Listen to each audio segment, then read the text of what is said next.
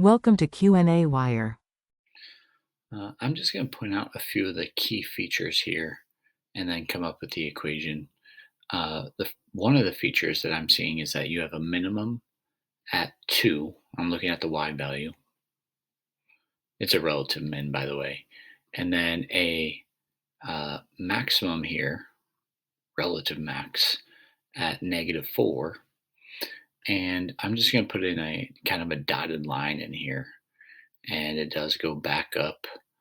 And what I'm trying to point out for you is that this would be, let's leave this red color, the cosine curve because it starts up and not on the midline.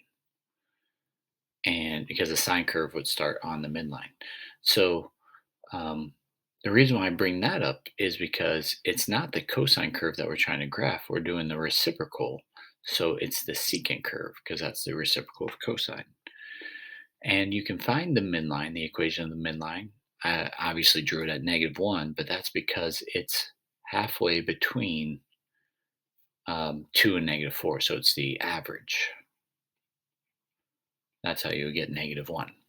So how is that going to help me graph this? Is y equals, I already mentioned it's the secant curve, that you put that -1 right here. And then the amplitude is the distance away from that midline.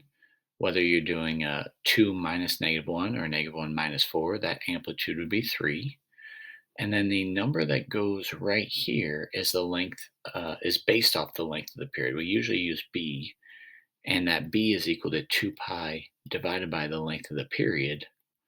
Well, if you look closely, I'll switch colors, it's from consecutive min values. So as I go back to the graph and look at, it looks like we have consecutive min values every 6 units.